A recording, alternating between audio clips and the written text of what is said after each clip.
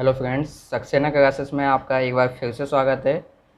आज हम लोग एमपी बोर्ड की इंग्लिश करेंगे, जनरल इंग्लिश क्लास 10th की।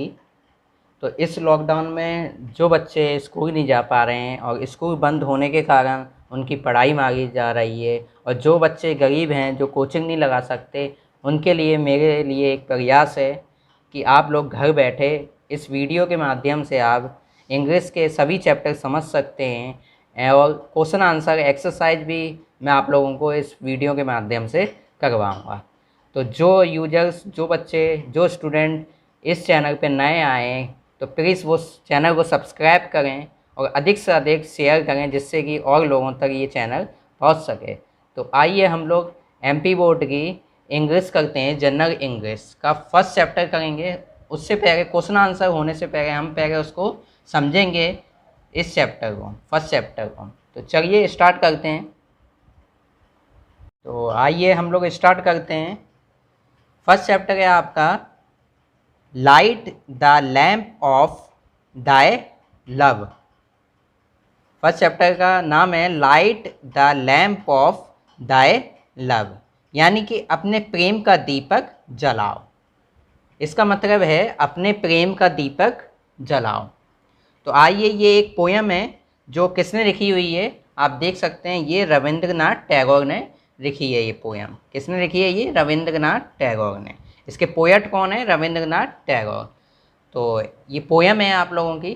तो चलिए इसको समझते हैं। सबसे पहले हम लोग, इन माई हाउस विथ दाइन own hands light the lamp of thy love, thy transmuting lamp entrancing, wondrous are its rays।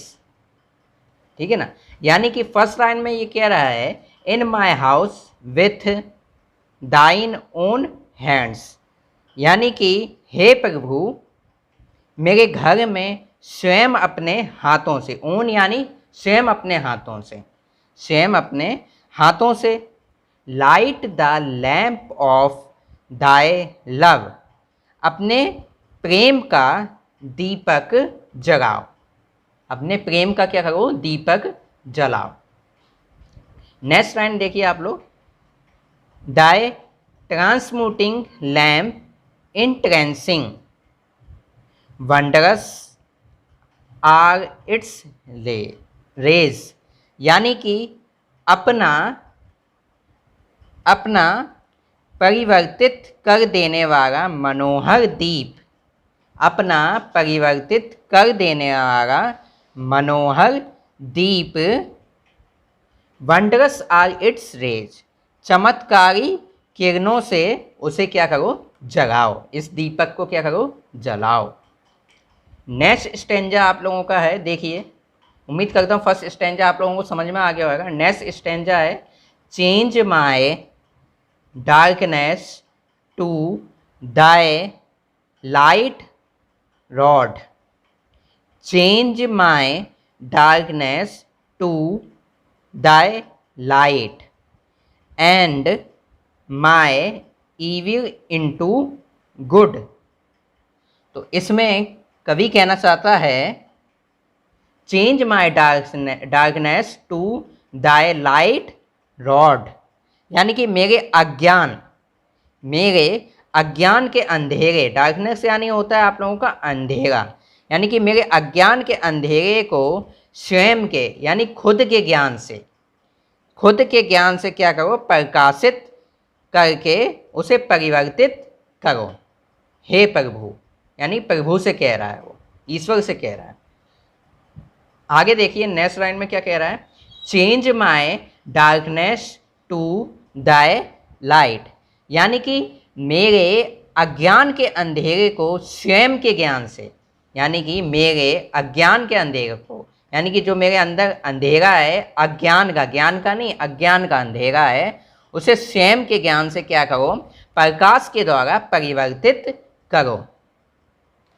And my evil into good, और मेरी बुराइयों को अच्छाइयों में परिवर्तित करो। जो मेरी बुराइयां हैं उन्हें अच्छाइयों में क्या करो, परिवर्तित करो। ये था आप लोगों का सेकंड स्टैंजा।